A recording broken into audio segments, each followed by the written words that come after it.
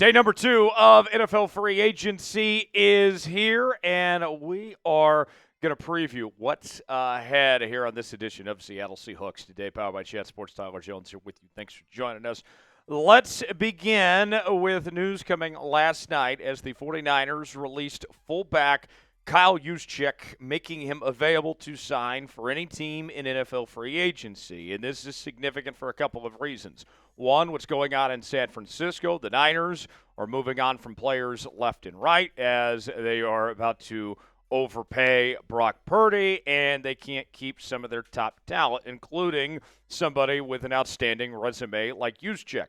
The other end of the spectrum that is fascinating is he seems like the type of player that would be right up Seattle's alley to potentially sign for a couple of reasons. And let's start with the new offensive coordinator, Klint Kubiak, as Corbin Smith, who covers the Seahawks, pointed this out last night when the news was announced that Juszczyk was being released. He said Klint Kubiak will be begging for the Seahawks to court Juszczyk there in free agency. This would be huge for the Seattle Seahawks if they were able to make a move and sign Kyle Juszczyk here in the coming days ahead. And when we talk about why the Klint Kubiak factor in all of this, of what's exactly he's looking for here, what can he do with this? Well, it's no secret. Klint has made it known that he wants to bring back the fullback position to this offense. And adding a fullback would be a smart move. I am personally a big fan of the fullback position. I think it's still important in today's NFL, and that was something that the Seahawks got away from last year when they switched the offense to Ryan Grubb's scheme. They did not use a fullback like they had done previously with Nick Bellore and among others, and the fullback position still adds a lot of value when you talk about the abilities in the blocking, having that extra blocker back there. Maybe it's short yardage situations as a runner or another pass catcher. And when you look at Juszczyk, he does all those things. He is gritty. He is the type of guy that I think, even in today's modern NFL, is somebody that every team could use on their football team. He's that good, and I would love to see him around for what Seattle is potentially looking to do. And he fits what Klint Kubiak wants and what he's exactly looking for potentially at this position. And when you think about this, I know some people are going to say right away, like, really, a fullback in 2025? Does that really make sense to do? But I'm reminded of a quote by the great Matthew McConaughey in a Lincoln commercial that I think fits exactly what we're talking about here. Sometimes you got to go back to actually move forward. I know there are those who say you can't go back, but yes, you can. You just have to look in the right place. And I think signing Kyle Juszczyk would be looking in the right place. So let's ask you guys, our pinned comment today, should Seattle sign Kyle Juszczyk? You got two options here. Type Y for yes, N for no. I love the idea. We'll go over some financial numbers in his resume, some stats in just a bit, but want to hear from you guys first. Weigh in and let us know. Our coverage of Free Agency Frenzy continues this afternoon, 12 noon Pacific time, 3 o'clock Eastern. I'll be here. Big Tex will be here. If anything happens, we're going to react to it in real time and bring you coverage here on the channel. And we are closing in on 64,000 subscribers right here on Seahawks Today, less than 200 away from reaching that next milestone. So I need you to subscribe to the channel, help us get to 64K, and I also need you to join us for our Free Agency Frenzy coverage here this afternoon right here on Seahawks Today. We're also live on Wednesday as well. Subscribe now for free. Make sure and join us, youtube.com/Seahawks TV, and we will see you then.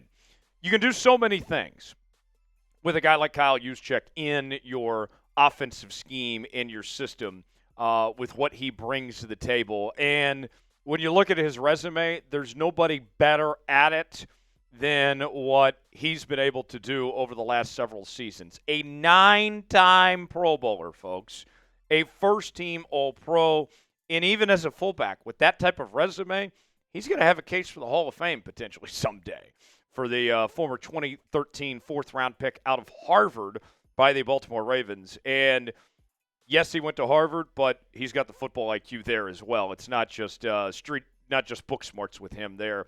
And when we talk about what exactly he's done, primarily a fullback, he has experience playing the tight end position, the running back spot, and even wide receiver. He is a Swiss Army knife in every sense of the term. He fills exactly that and would be able to bring a lot of things on top of the veteran experience, and he's competed at the highest level, going to multiple Super Bowls with the San Francisco 49ers. Obviously, he didn't win one, but when we talk about building a culture and having veterans that have been there, done that before, that's exactly what Kyle Juszczyk brings to the table.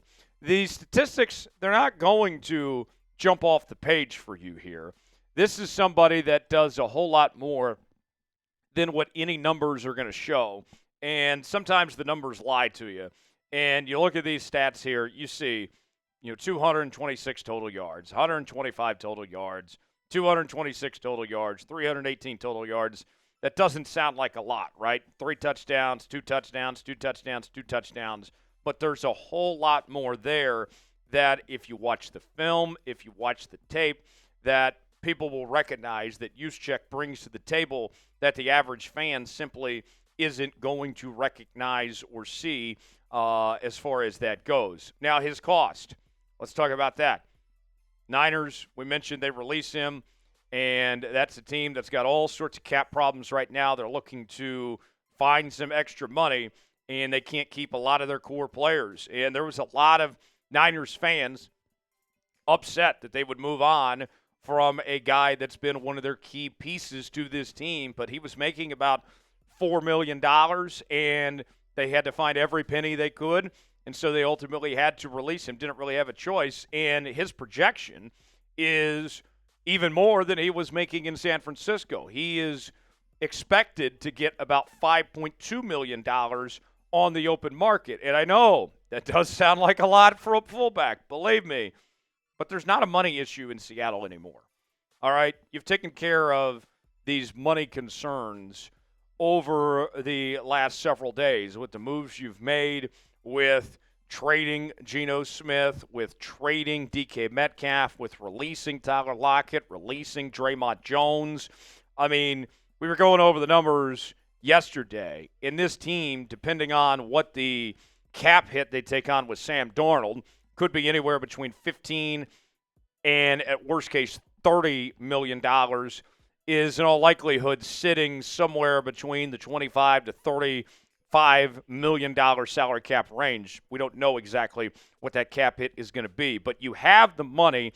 You can take on a player like this and still make more signings. And as we sit here today, I'm saying to myself, John, wake up, spend that money, and get the offensive linemen. The guard market is starting to dwindle a bit. We need to see John and company be aggressive and start doing something here over the coming days, because this is moving very fast when it comes to this free agent market already, and we're only at day 2 at this point. Who's a player the Seahawks should sign? Give us a name in the comment section that you would like to see in Seattle here in NFL free agency, whether it's a guy like Kyle or if it's somebody else out there. Give me a name in the comments section below. Got a great deal we're offering Seahawks fans right now. Hoodies are on sale for up to 50% off at chatsports.com/Seahawks hoodie. Got men's and women's hoodies for you. We have all sorts of different shapes and sizes. We have the hoodies that you're seeing on your screen now, as well as others on our website at chatsports.com/Seahawks hoodie. We also are offering plenty of other Seahawks merchandise for your liking as well. Go check that out now, chatsports.com/Seahawks hoodies. The link is in the comments and description of today's video. Let's, before we go, run through the free agency tracker real quick of what Seattle has done so far to this point. They began with 3 re-signings, bringing back Josh Jobe on a 1-year, $2 million deal after an impressive second half of the season. Jarran Reed is going to be back, another reinforcement on that defensive line on a 3-year, $25 million deal.